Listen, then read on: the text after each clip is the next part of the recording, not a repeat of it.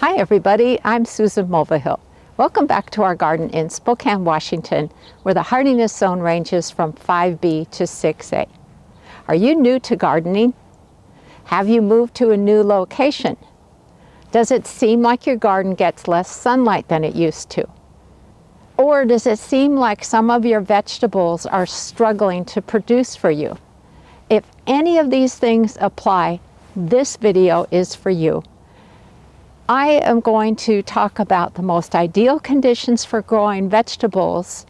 I'm going to let you know how much or little sunlight you can get away with and give you some alternatives so you can still grow veggies. Sunlight is the most important requirement for growing vegetables, and there are a lot of different types of vegetables that need full sun. But what does that mean? Full sun is 6 hours or more of direct sun on your crops each day. This primarily applies to fruit-bearing crops such as tomatoes, peppers, eggplants, corn, beans, cucumbers, zucchini, pumpkins, winter squash, and melons.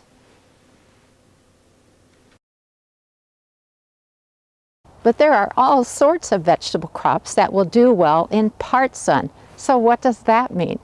That refers to roughly 4 to 6 hours of full sun in a day's time.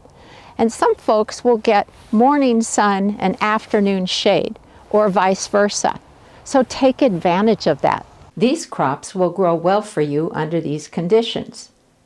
Beets, broccoli, cabbage, carrots, celery, chard, kale, kohlrabi, leeks, lettuce, pak choi, scallions, spinach, and turnips.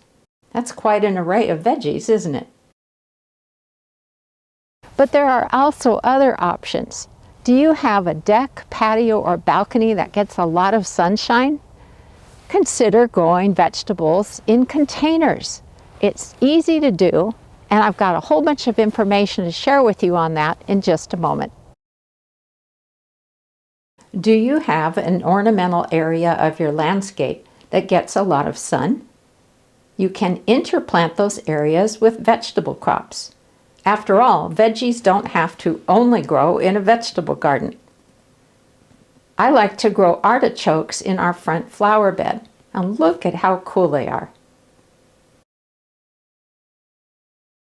How about growing some of your crops vertically on an arbor or a trellis so they can grow up to where there's more sunlight? I'm talking about pole beans, cucumbers, summer squash such as tromboncino, because they grow on vines, small winter squash varieties, or small pumpkins. So here's what I would recommend you do while you're waiting for the garden season to get here. If you have an existing vegetable garden and it's been struggling a bit, take a walk through it at different times of day and see how much sunlight it's actually getting. If you are brand new and you want to start a vegetable garden this year, which I hope you will, then take a walk throughout different parts of your yard and see where the sunniest spots are. Take note of any trees or structures that might cast shadows onto your potential garden spots, so you can get an idea of how much sunlight those areas are getting. And if you need to, there are ways that you can accommodate them and still have them grow and produce well for you. Now, remember how I mentioned growing vegetables in containers? There are a few things you need to know, and here they are.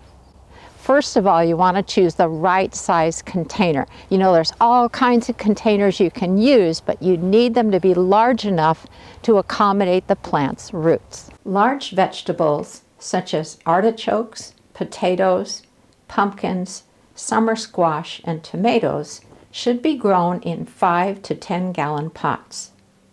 Grow medium-sized vegetables such as broccoli, cabbage, cucumbers, eggplants, and peppers in 5 gallon pots.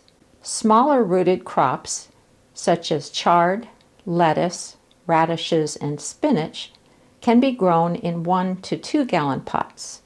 When growing root crops such as beets, carrots, parsnips, and turnips, make sure the depth of the pots will accommodate the anticipated length of the roots.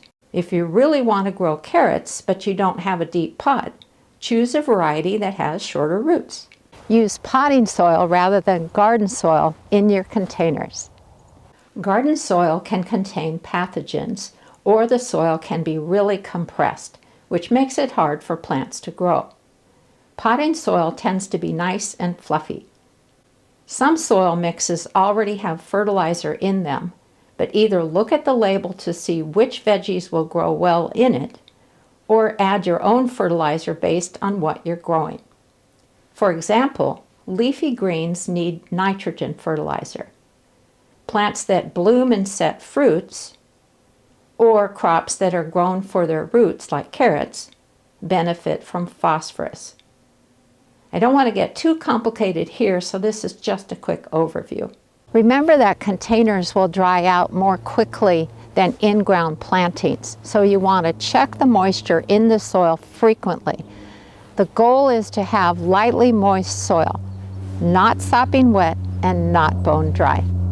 Now, some folks will even use containers that have a water reservoir underneath it, and then that way they can go out of town for a few days without having to worry about the pots drying out. So that is an option to consider.